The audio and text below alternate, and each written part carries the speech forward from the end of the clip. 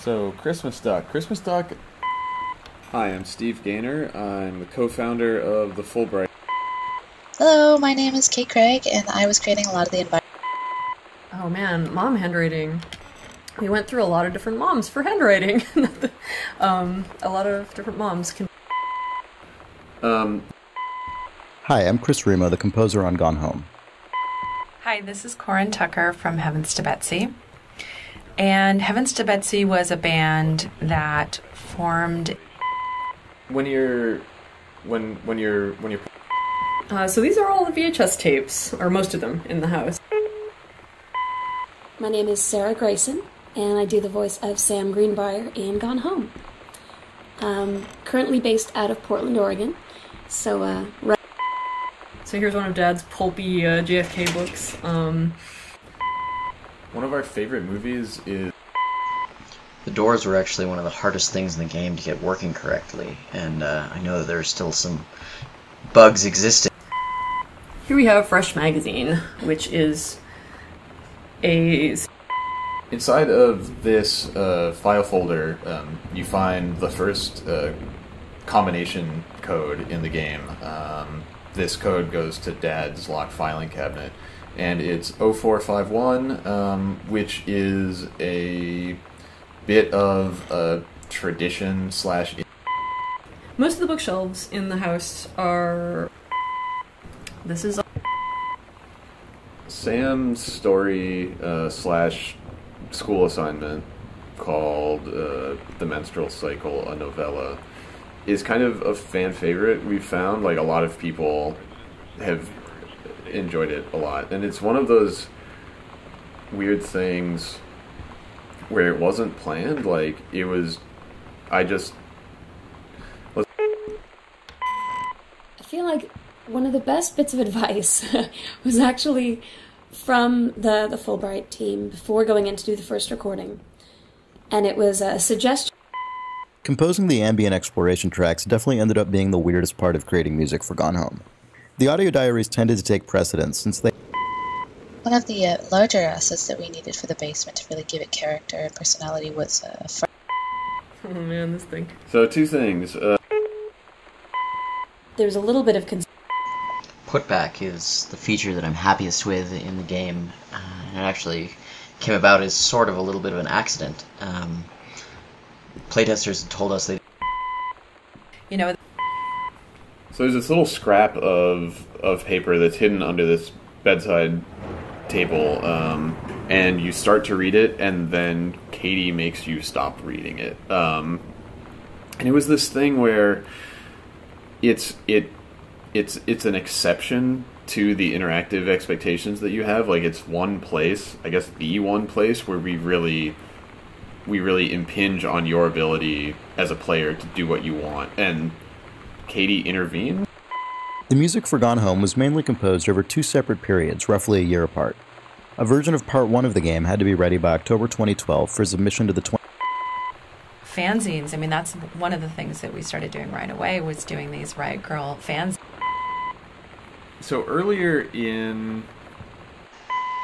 All of the sliding doors that you see in the game are actually from a code perspective. You know, it's really about...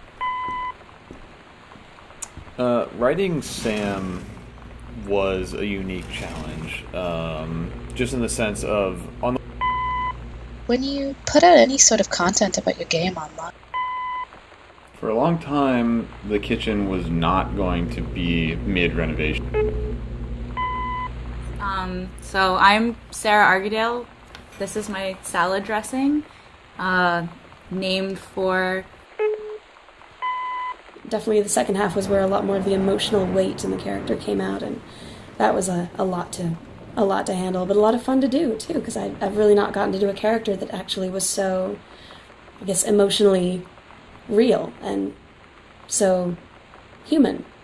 You know, it's sort of, you're not doing some commercial selling you thing, or not doing some sort of sci-fi fantasy world sort of story. It was very realistic and very relatable, and you sort of realize that the character's someone that you could know, or that you could have...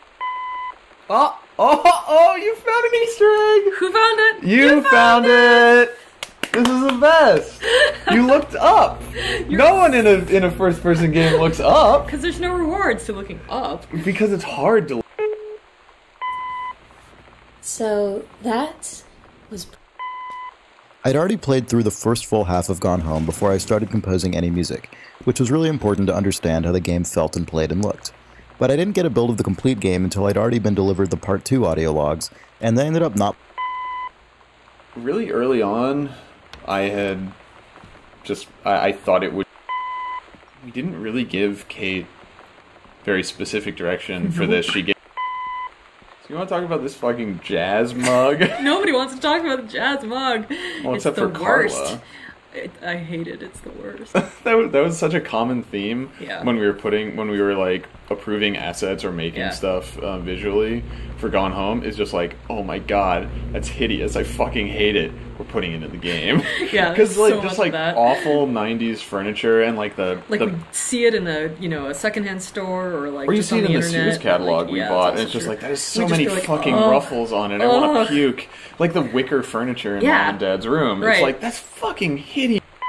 Yeah, the biggest purpose of the card was to say, oh, Sam is 17. You know, if you look, the Goodfellow High School jacket and the logo generally is a reference to the logo for Minerva's Den. The fact that there are speedruns for our game makes me really happy, and the fact that that the any percent speedrun, aka you don't have to pick up anything, just get to the end as fast as possible, has basically been optimized to.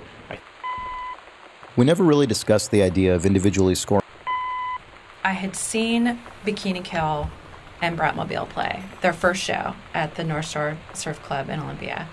That was Valentine's Day, 1991. So these are. Yeah, I ended up being pretty happy with this. This is the only picture of Lonnie that...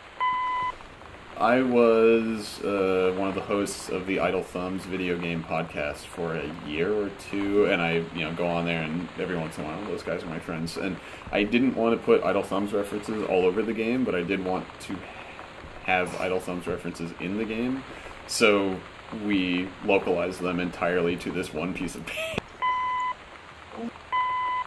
Mom and Dad are much more actively religious. There's a Bible in the foyer, and there's a Bible in Dad's bedside table. or arguably they want to appear actively religious. But yes. Yeah, I think that. I mean, my intent was that they aren't super religious, but they probably still go to church. And they...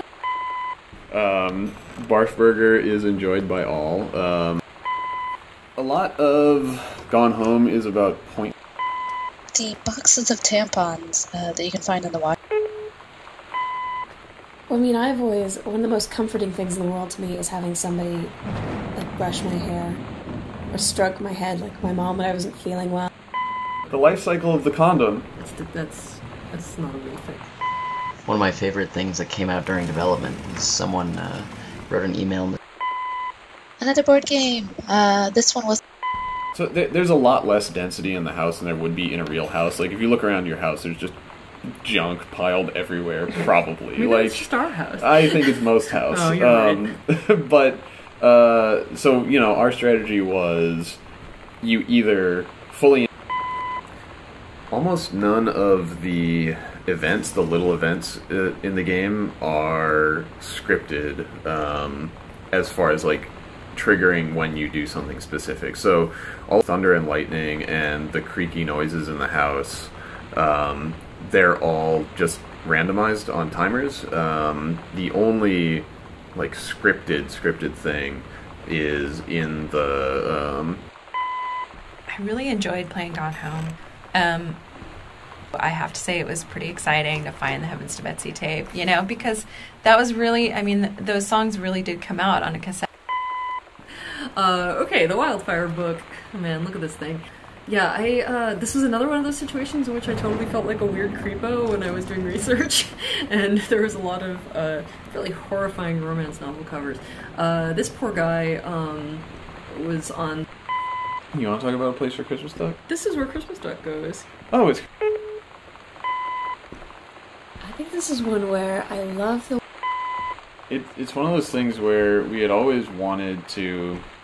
Well, we had wanted to pay off Sam's darkroom by letting you go in it and see photos that she had taken. So this is the last